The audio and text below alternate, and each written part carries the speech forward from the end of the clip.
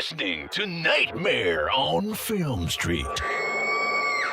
The current time is 6:66. Traffic is clear ahead from here to the afterlife, but it's hell outside. For the next hour, you're on Nightmare time. So, let's give a grave welcome to our hosts, John and Kim. Hello again, fiends, and welcome to Nightmare Alley, the spooky little side street podcast in the Nightmare on Film Street feed. I'm John. I'm Kim. And we are joined today with writer, director, gross out specialist, co-founder of Troma, Lloyd Kaufman.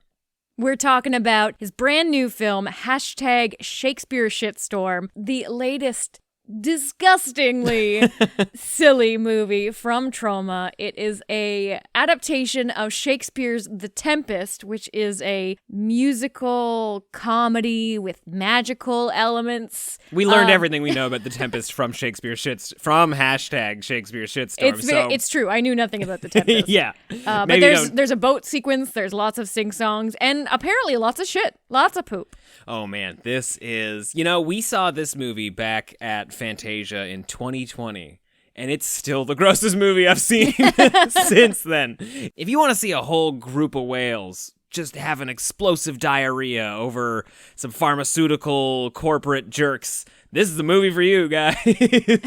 And some cancel culture fiends. Oh, yeah. This, like Troma has been doing for nearly 50 years now, it is just an exercise in poor taste. It's gonzo comedy at its best, and it is just off the wall. Like, we throw around the word auteur for Tarantino or Bergman, art house people. It's usually always respectable filmmakers that you have the word auteur for, but there's no denying that Lloyd Kaufman, poop jokes, fart jokes, he's an auteur unto himself. Oh yeah, this movie's got everything. You got blind jokes, you got organ jokes, gratuitous nudity. Everything you're looking for in a perfect Midnight Madness movie, right?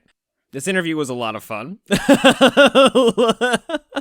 Lloyd Kaufman is a character. He literally plays himself in and out of the interview. Honestly, the highlight of my interviewing career, I think. Yeah, but, Shakespeare Shitstorm, in line with Romeo and Juliet that the company put out in the mid-90s. It's adapting a classic Shakespeare play. It may possibly be Lloyd Kaufman's farewell to filmmaking, or at least to directing. And so you really don't want to miss out on seeing this if you can. We're actually going to be able to check this one out in person, which is going to be a real, I don't want to say treat. It's going to be interesting because we've been watching this, alone from the comfort of our own home where I can hide from the really gross scenes. But in a theater, I'm excited to hear the audience's reaction, but I almost don't want to visually witness it. Maybe I'll just stand with the door to the theater open and I'll stand outside. Oh yeah, this is the kind of movie you dare your friends to watch. Like you see it and you're like, oh my God, I don't think I could ever watch that again unless I trick my friends into watching it with me. I can't wait to watch this movie with an audience, and joke's on you, I'm dragging you to it. I know. I know it's happening. I've seen a whale shit liquid feces more times than more than none. More than none. It's already a lot. Yeah, this movie's hilarious. It's weird. It's off the wall. It's offensive. To everybody. Literally everyone. Including Shakespeare, I guess? I don't know. I think Shakespeare would be honored. Shakespeare definitely would be the absolute biggest fan of this movie. And Romeo and Juliet, I think. Because he was such a dirty freak. Oh, yeah. Shakespeare is a dirty boy. But, without further ado, we're going to toss you over to the trailer for Shakespeare Shitstorm. I bet it sounds a lot grosser than it looks. And we'll come back at the end on some info on where you can check out #Shakespeare Shitstorm for yourself. Abandon all hope, ye who enter.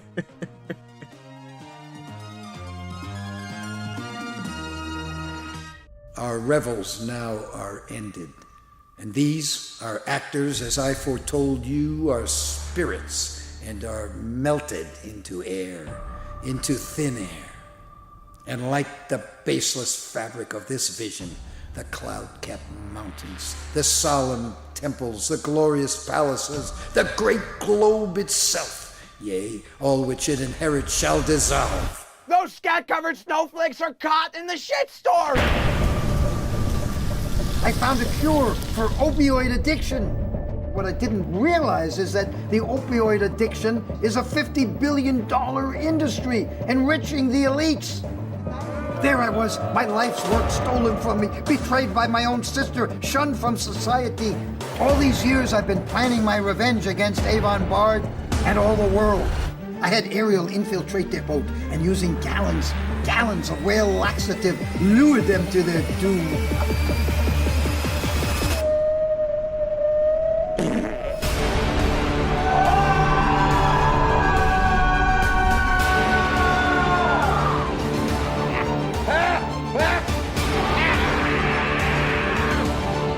How beauteous mankind is, O brave new world that has such people in it.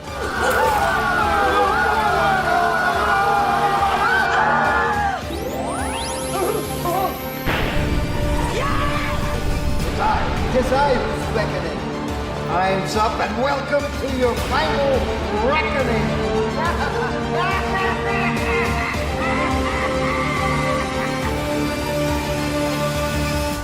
We are such stuff as dreams are made of, and our little life is rounded with a sleep.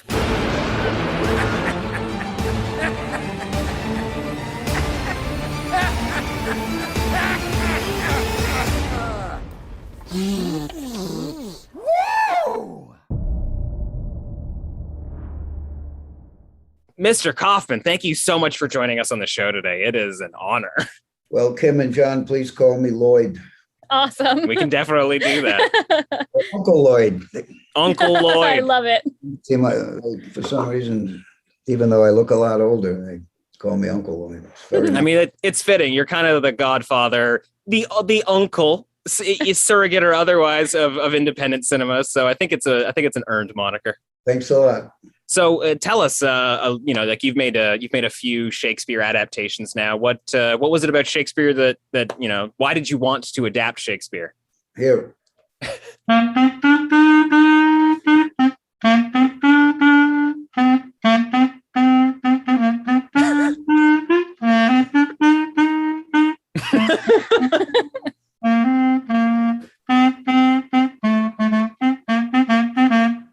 That's a good message. It's by Woody Guthrie. This land is your land. This land is our land. He wrote that in opposition to this God Bless America song that was so jingoistic and sung by a big fat woman who was racist and all that stuff.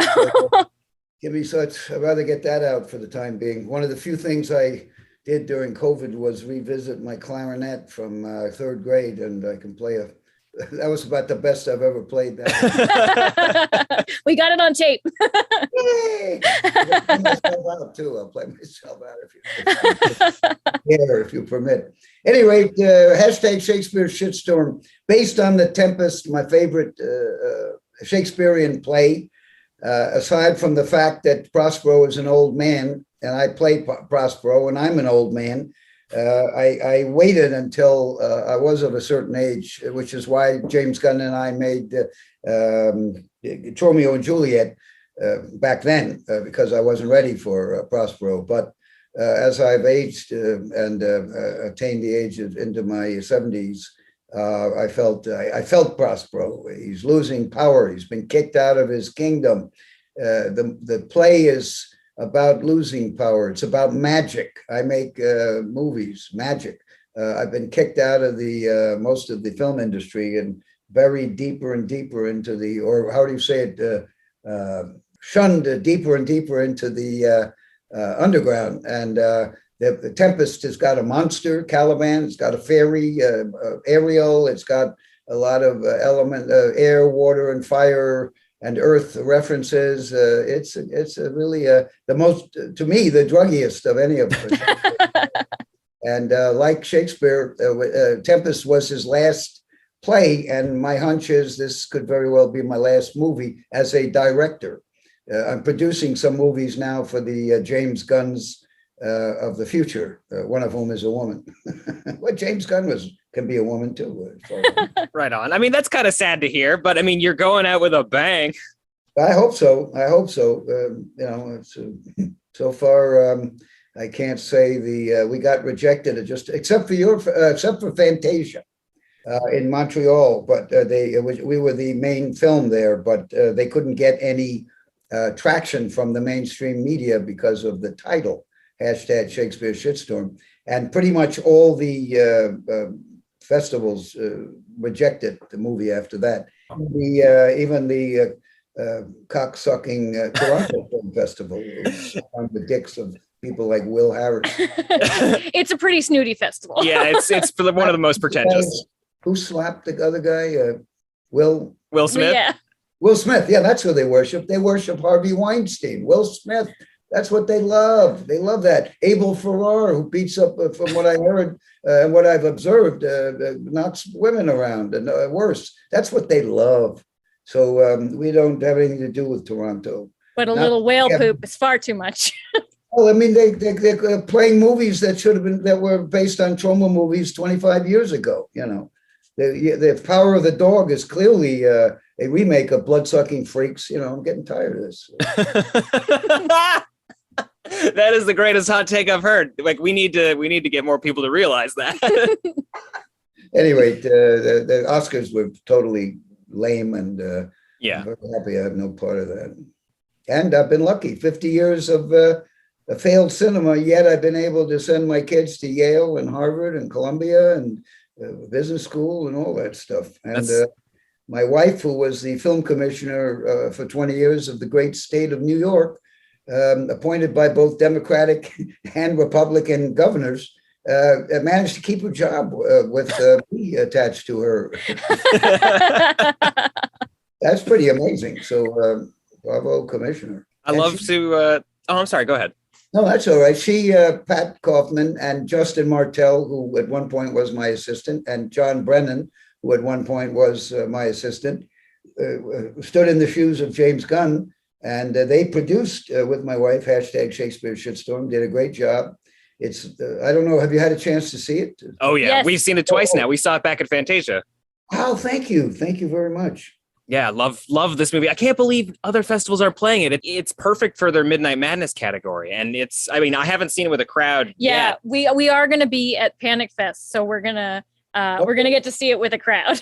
Nice. I've been on tour Texas and Oklahoma, about 6 cities, and Cincinnati recently. In Cincinnati, there were like 600 people, and they gave it a standing ovation. And they weren't all kids. You know, there were people there who were professors and in their 40s, 50s, as well as the Troma punks who have things in their noses and penis. So it also features like a pretty great and lengthy whale diarrhea sequence. What's the audience reaction like when you get to some of the grossest stuff in this movie? They love it. It's great. No, they appreciate the fact that we went all the way to Albania to get the ship and the train whales and vegetarian whales, vegan whales, actually. Because they eat corn. That's funny. I'm glad you noticed. How could we not? In fact, I have COVID. I just discovered today I have COVID. Oh, no. So I hope you don't catch it from me. Yeah, we should. We've got a mask over the webcam, so it's okay. We'll be fine. Yeah. Well, thanks for watching it. There was a festival that even invited me, the Salem Festival, which is a shitty little festival that worships at the shrine of burning up women and torturing women and keeping women as chattels. And they invited me, and then they rescinded the invitation. They didn't like the title and they didn't like the message. And on top of it, the woman wrote to me that she was very offended by the fact that we, quote, made fun of AIDS. Well, Troma's War did not make fun of AIDS. It's thanks to Troma that the American public heard about AIDS and what a disaster it is or was, because Ronald Reagan and his crowd were busy glamorizing war and sweeping AIDS under the carpet and suggesting that AIDS was punishment for being gay. In fact, Forrest Gump Forrest Gump has the same message. If you follow orders and go to a war like Vietnam and risk getting your ass shot off for an incorrect, horrible war, totally wrong, you're going to make millions and billions of dollars. But if you're a girl who's trying to work for peace, if you're an identified female cis-oriented person, you will get punished. You get punished. You get AIDS, right? This is back in the Forrest Gump days. So anybody who's offended by anything Troma has done, certainly anyone who's offended by the movies I make, I'd say you go kill yourself. Mincing no words on that. Well, it's interesting too because I'm not the only one to say that. Bill Hicks, my favorite comedian, said that to an audience. Not about my movies, but about something else. He was a philosopher. It's a pity he died. And David Letterman should really repent that he cut off this genius in mid-sentence. Very bad. What are you going to do? But Troma's never shied away from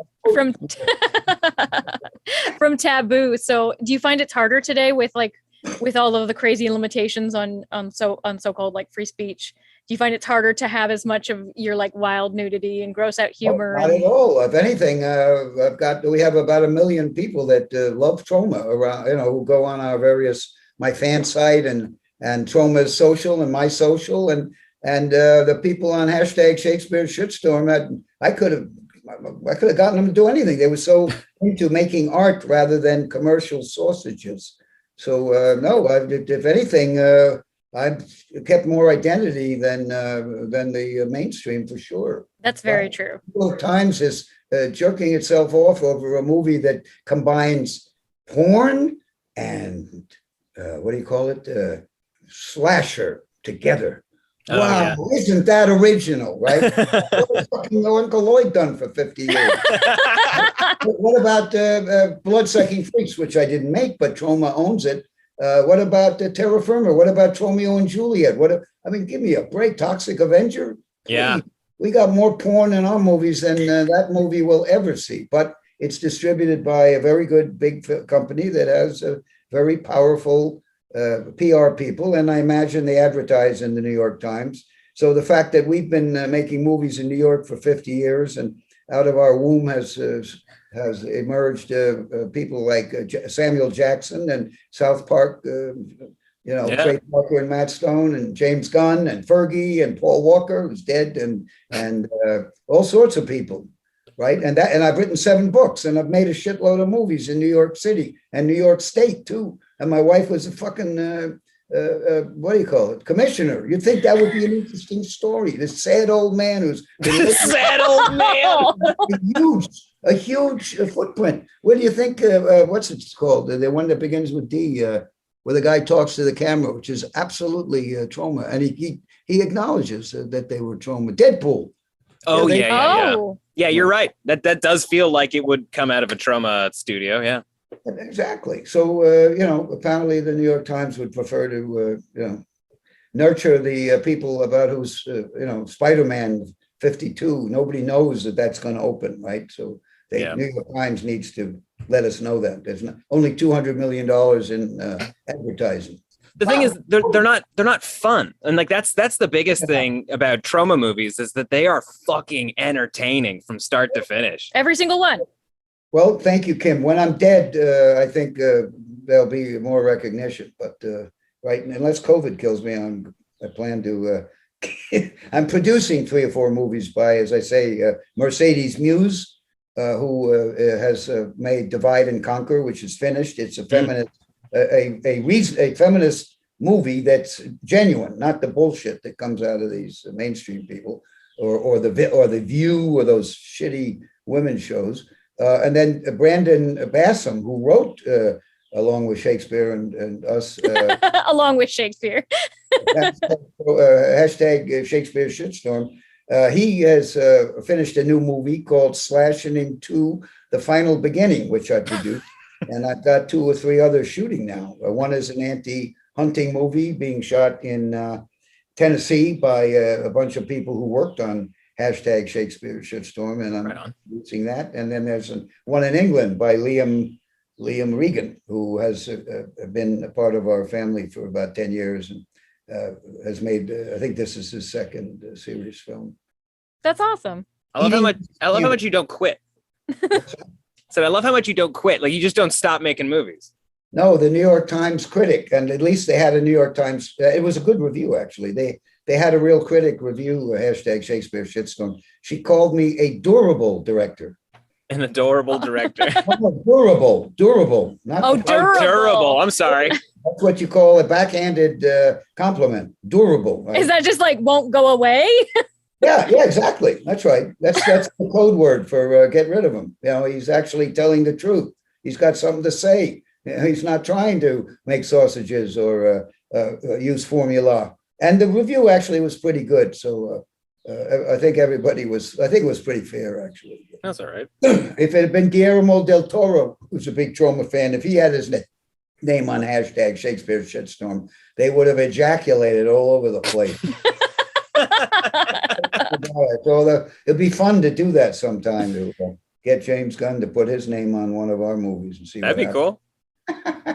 I think what you should do, because it made me sad when you were like, you know what, I'm going to die one day and everybody's going to tell me how great to tell everybody other than me how great I was. We should fake your death. Right? Even if it's just like a year ahead of schedule, we should do it so that way you can at least see the wave of praise that's going to come. The problem is I would probably blow my fucking brains out. I get so into it. So I don't think that's such a good idea. But I'll consider it. We used to distribute a wonderful film called Suicide, a German film. We lost the rights because it had subtitles. But it was made on VHS, so it's a wonderful film. I've got to try to get the rights back because you would love it. It's all about suicide. These documentarians are doing a documentary about suicide, and they put something up on the paper. I don't think there was an internet then. That says, or maybe there was, I can't remember, but we're making a documentary about suicide. If you're going to kill yourself, contact us, we'll film you. And they think it's a joke. And suddenly all sorts of people are calling them up to film them. There's a professor who wants to kill himself because he doesn't want his wife and family to go broke paying he's about to die. He's got some kind of horrible cancer. There's two teenagers who make a vow to kill themselves by taking barbiturates, and one of them dies and the other one wakes up. And oh no! I mean, it goes on and on. It's wonderful, and it didn't. It had subtitles and a little bit dark. But I'm going to try to get it back. I have to tell Gideon to go find those people. Yeah, well, I'm adding it to the watch list now, so I'll keep an eye out for it when you guys finally put it out on Troma Now. Hope we can find those people. It's a great movie. I also just really appreciate that Troma is doing Shakespeare adaptations, because it really feels like the one studio since Hollywood has existed, not that you're part of it, that should be doing Shakespeare adaptations, because the guy was so filthy and dirty, and it was just dumb fart jokes and sex jokes for just regular folks. Eloquently written. Well, get thee to a nunnery, right? That means go become a whore, Ophelia. Hold herself. It's great that we just have the right person handling this stuff. And I don't know, it's hard to imagine what life was like back then, but I got to assume Shakespeare was punk rock for his time. And there's nothing more punk rock than Troma. I think you're right. Also, there's a wonderful musical called, and you can get the songs on Spotify, called Something Rotten. And it mashes Shakespeare and Broadway musicals together, and it's brilliant. And they portray Shakespeare as sort of a rock star, and he has a song, It's Hard to Be the Bard, and he talks about how difficult it is to be famous, and it's very funny. And the whole thing is just brilliant. I imagine there probably are videos of the stage show. It played I saw it in New York a couple of times. My wife and I loved it. Something Rotten. You can hear the music on Spotify. It's so clever and just great British humor, and translated well for our Broadway, and probably my favorite Broadway show of the decade. Wow. Yeah, we'll definitely look that up. Yeah, enjoy it. You'll definitely enjoy it, especially if you like musicals and Shakespeare. We do like musicals. Well, it's Yeah. got to be the right kind of musical. Yeah. Musicals are a tough racket for us. Well, most people don't. 40% of the population doesn't like musicals. Doesn't exact. All my movies have a lot of songs. So, but I like musicals. Shakespeare had songs, so people seem to be okay with those. Many of them are unintelligible, but if you study hard, you can. There are all sorts of all his fools, like in King Lear. Everything the fool says is very interesting, and in fact, The Tempest has all sorts of subtext in it. I listened to a number of lectures, mostly in university classes on YouTube, and I put little pieces of that in the movie. That's Not amazing. too much, but I think Romeo and Juliet, written by James Gunn, and hashtag Shakespeare Shitstorm, written by Brandon Basham. Both of them, of course, had help from the Bard and me. But they're great movies. I think they're great gateways for people who might be a little bit afeared of Shakespeare. I don't know if the wonderful American education system even teaches Shakespeare. I know a lot of his plays have been banned. Really? They still teach Shakespeare up here. We had to read a Shakespeare play every year just in our English class. Yeah, in but high school. they definitely don't make it interesting. No. Also, I believe that a number of his plays are banned from certain states in the United States, and the evangelicals certainly ban it. And Huckleberry Finn has been banned. One of the at least one Dr. Seuss, I think it's Green Eggs and Ham, one of those has been Me Too'd to death and withdrawn by the publisher. So it's getting Margaret, where are you, or something. I mean, there's all sorts of baloney going on. So it doesn't exactly favor the American school kids. And as a result, I don't want to go any further with that. I mean, like, you do drop nuggets of actual lines from the play in both Tromeo and Shakespeare Shitstorm. Hashtag Shakespeare Shitstorm. And it's crazy how well they fold into the rest of the goofy dialogue. Like, it totally works. Well, thanks. And James Gunn deserves all the. I spent 5 years trying to figure out Romeo and Juliet. Tried all sorts of things, and James Gunn figured it out. I gave him $100 and a week, and he came back with a pretty good draft, taking what we had done, and he made gold out of straw, shall I say? But his first draft, I think, had 7 urination scenes. So I limited it to. Limited it to 5. Troma movie has more than 5 urination scenes. That's great. Yeah, we're trying to run a respectable operation here. We can only have. A whale, we might give a little slack, as we say. I'm glad you brought that up, because like the one of the burning questions I had, like I was hoping you could tell me what fake diarrhea smells like, Or what it is. or what do you make your fake diarrhea? I've written 7 books about the filmmaking, and I could probably do an hour lecture on making blood and also making feces.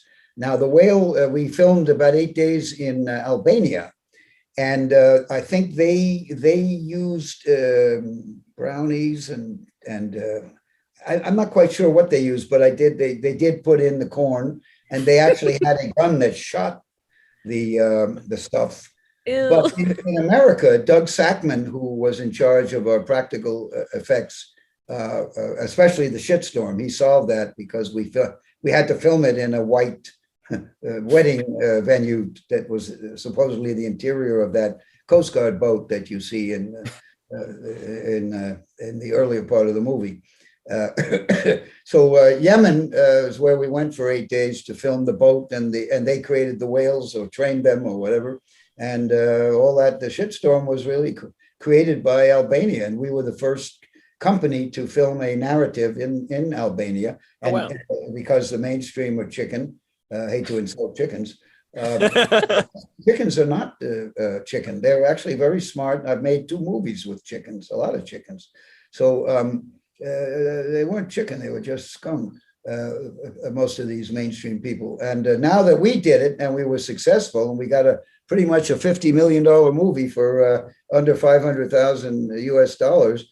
There was a $5 million movie that went there, and there are 2 or 3 other movies lining up to get into Albania. So we got a great deal. Albania got a great deal from us, and they're off and running as a movie making country, which means that fewer movies are going to be made in so-called Hollywood and maybe even New York.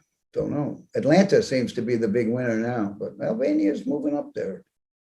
Yeah, I've seen a lot of productions in, was it Slovenia? Romania, maybe? Slovenia. Yeah. That's a beautiful country. Very green, all sorts of wine, champagne. They've done a couple of tributes to Troma. They have a film festival / a wine festival where everybody got drunk. That's fun. I mean, honestly, it kind of sounds like Hollywood's going to just run out of ideas if you're not around to give them the assist on everything. Well, they certainly. Well, I don't know. Well, you have to see. Warner Brothers just got defecated out of a phone company. Maybe when they're on their own as part of something called Discovery, maybe they'll do okay. I don't know. I can tell you one thing. There's a company called Legendary, which dared to make a reimagining of the Toxic Avenger, a $1 billion reimagining, and they did some very. It's been shot. Oh wow! They got a director named Macon Blair, who you can look up. He's only directed 1 movie, but he's written Green Room and. Oh, rad! He's a young dude, but he knows Troma better than I do. He's seen every movie, at least the ones that Michael Hers and I have made over 50 years, and he loves Troma. So the fans are not going to be disappointed. And here they have the casting. I don't know if you've heard, but the casting is much more courageous than anything I would have thought of. They've got Peter Dinklage, who's a wonderful actor, but not the first person you would think about playing Toxie. He's got the main part. And, that's amazing. Yeah, isn't that great? That takes courage, if you ask me. And I think I've had some people who snuck into the LA. What do you call them? Focus groups. Oh, yeah. They said the movie was terrific. That's great. Young friends who've worked for us who live out in LA. They say it's, they saw a rough cut and they said the audience loved it. And there were not many Troma people, Troma fans in the audience. And so but I think it's going to be very good. The script can't be worse than the original. Well, I mean, I think it's going to play. It might even play better now than it did back in 1984, right? Because fucking people are finally acknowledging. At least some people are finally acknowledging that we're ruining the planet with pollution. Well, and also the kids that grew up with Toxie the cartoon are now old enough to appreciate full feature length film of it. Good point. Thank you, Kim. You're absolutely right. There's 4 generations of people who have grown up with. Well, they also grew up with the Big Pharma commercials on TV every 5 minutes from the time they were 5 years old. So it's no wonder that 300,000 people a year in the United States are dying of opioid disease or whatever it is, opioid addiction. That's a lot more than Mr. Putin has killed, huh? How is it that you're able to make movies that are like this pointed and this barbed, but are also still fucking entertaining? Because I never feel like a Troma movie. Well, see how real I am? I'm blowing my nose. If you don't see Martin Scorsese blowing his nose. Oliver Stone, who I discovered, he never blows his nose. I do it all the time. And I also have a very big nose, so I know what I'm talking about. Now, regarding the question, Troma movies, as you said, they're fun. They're enjoyable. They're kind of heartrending, even though there's lots of intense graphic sex and violence and vomiting and shitting and all that. There's a very good mainstream series on, I think it's Netflix, called Sally Forever. I think it's British. And the woman who wrote it and directed it. And she has a major part in the legendary $1 billion Toxic Avenger, Sally Forever. Wow. That isn't inspired by Troma. They got people, she shits on a man's face and you see it. Wow. It's a series. People who vomit on each other at least 2 or 3 times. And it's terrific, but it looks great because it's beautifully shot. It doesn't have a lot of people in it the way our movies do. And also, they probably had an ample budget to, take the time to if it's me, I prefer the narrative to the lighting. So part of the fun of a Troma movie is the audiences can kind of peek behind the curtain where you may be able to see the appliance slip off the guy's face, or maybe the light stand might be, or something, I don't know. But, it's very Brechtian. I love Bertolt Brecht, and I've been using breaking the fourth wall since my first movies. And I was criticized for that. And now Deadpool and all these. Everybody does it. Yeah. Yeah, they're all talking to the camera. And I did it long ago. It wasn't me. It's Thornton Wilder, great, who wrote Our Town and others, and Bertolt Brecht. And, big inspiration, which is why if people are going to try to make movies, they ought to go and watch them and read some books and have something to say. I agree. Like the other thing too is I just love how your movies they never feel mean is the big thing. No, we believe in humanity, we believe in humanity, and that deep down there is humanity. It just ain't in Russia right now. Yeah. And well, it also feels like there's just a lot of community too. The fans have come to be extras and stuff. Like you can see the community as part of the filmmaking. Well, you're absolutely correct. I mean, people talk about the Troma School of Filmmaking, the Troma family of, in fact, at this very minute, a bunch of people who worked on #Shakespeare Shitstorm are in Tennessee filming our anti-hunting movie. They call themselves Shithouse Productions, and you can see that. You can follow them on Instagram, and you'll see some of. They're shooting now. It's a movie called Were Deer, about a deer deers that become. I've heard about this. That's movie. amazing. And you'll see members of past Troma movies who are cutting their fees to almost nothing. In some cases, paying their way to Nashville, Tennessee to be in the film, because they know it'll at least come from the heart and the brain and the soul of the director, Ben Johnson. That's amazing. We like to ask everybody who comes on the show what their dream double feature would be at the drive-in. I'm gonna phrase it a little differently for you. If you could break into any film festival, any snooty film festival, and force them to play any two movies, what would you play? Well, I think I would. I mean, I don't mean to be arrogant, but I would definitely project the #Shakespeare Shitstorm. And I might put it with Derek Jarman's Tempest. Okay. I think that's the one I like the best of all the Tempests. But if it's Sundance, I would really love to just have the switch Power of the Dog or that other shit they're showing with Deep Throat and Behind the Green Door. And somebody did that with the Disney, wasn't it? I remember hearing about that. Somebody spliced in scenes from porno into Disney movies. Yeah. Yeah. Isn't that great? I tried to find it. I couldn't find it. Well, thank you so much for talking with us. This was an absolute pleasure. Where can people watch #Shakespeare Shitstorm? Well, if you go on my Twitter or Troma's Facebook or my Instagram, I know we're held over in New York at the Village Cinema. There's a very fancy streaming service called Cinemond, Cinemond. They are showing it online. You have to pay for it. But that's probably cheaper and safer. Cinemond, I think it's the 22nd of April. Portland is going to show Portland, Oregon is showing the movie in early May. There's a bunch of theaters showing it. You may have to go to the Troma. I can't remember it all, but if we don't have anything in Toronto, and there are a couple of theaters up there that love us. So if you could connect with them, maybe you all could curate the show, and I'll come up there with the commissioner. And that'd be cool.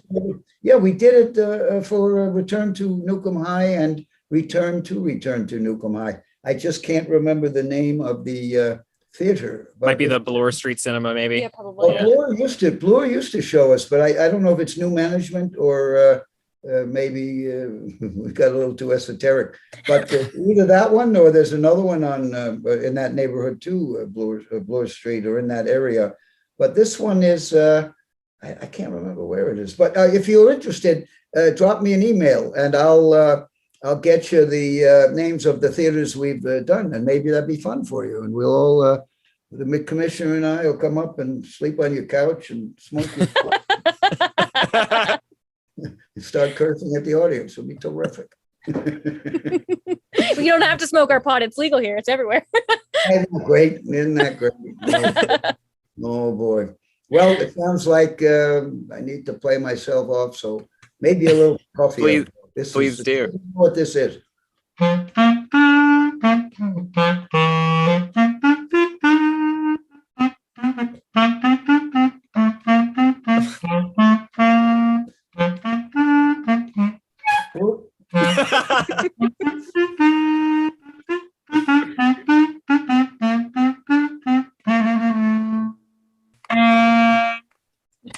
Prokofiev. Fucking Michael Bay doesn't even know who Prokofiev is. But he gets a good review in the New York Times. Good God. And they act like he's somebody so important. Anyway, enough of that. I'm a bitter old drunk. Thank you very much for understanding and being so gracious, Kim and John. And if you're in New York, come visit Tromaville. Meet a bunch. Yeah, we'd love to. That'll be rad. We'll have to grab a drink or something in Kansas City because we'll be there in a couple weeks. Yeah. The only question is, I have COVID. So when is it? Oh yeah. April 28th is when it starts. That ought to be okay. By then, I'll either be dead or cured. So. Well, fingers crossed for cured. Well, you're nice people. Could you also mention Troma Now? It's the hot new streaming service. Absolutely. 50 years of Troma movies.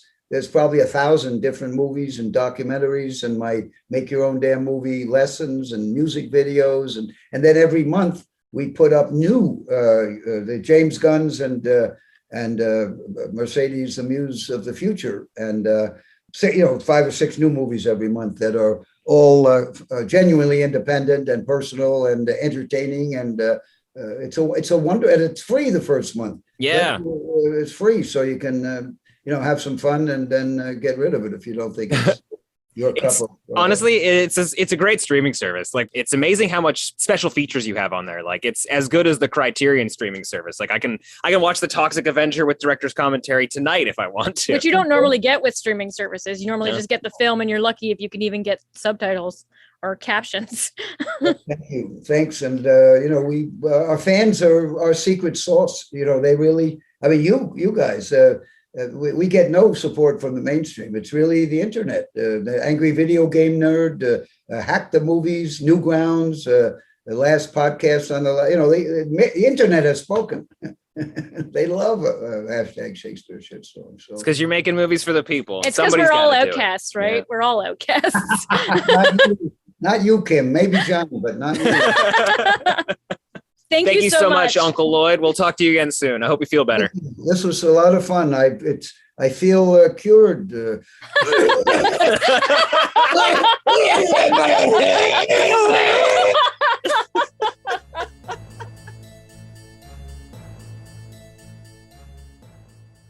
Thanks so much to Lloyd Kaufman for taking the time to talk to us and playing his clarinet. That was awesome. That was so cool. You can check out hashtag Shakespeare Shitstorm. Remember, pronounce the hashtag, use the hashtag when you're talking about it on social media. You can check it out right now in New York City at the Cinema Village. Just check out the Troma website, or even just go to their Twitter account at Troma_team on info on where you can check that out. Yeah, they'll also be playing at Panic Fest the end of April. Panic Fest starts April 28th. Sure does. And we're going to be there with Mick Garris celebrating the 30th anniversary of Sleepwalkers. Shakespeare Shitstorm is going to be there, and Lloyd Kaufman, if he's feeling better. Yeah, come have a drink with us, watch some wild movies, and... Don't blame us if it's gross. Yeah, don't blame us if it's gross. It is gross, but I think you're going to like it. I think it's a lot of fun. It's got a lot of heart. You can follow us on Twitter at NOFS Podcast. Chat with us about your favorite horror movies, your favorite Troma movies. I've been watching a lot this week, actually. Over in the Discord at nofspodcast.com/Discord. You can literally find us on any social media channel. Just look up Nightmare on Film Street. If you need more Nightmare on Film Street content, consider supporting us on Patreon at nofspodcast.com/Fiend Club. We have an exclusive little club where we drop bonus episodes like our Never Sleep Again series, where we're binging through the entire Nightmare on Elm Street series. It's 9 full episodes, 9 movies, and we did it in one night. So it's going to be a pretty interesting series. We've already dropped the first episode, and we'll be dropping another one very soon. But until next time, I'm John. I'm Kim. Stay creepy. It appears you made it out alive, but we'll get you next time. Help us to grow the horde. Leave a 5-star review on Apple Podcasts or wherever you subscribe. More terror can be found lurking on our website, nofspodcast.com. Until next time, stay creepy, fiends.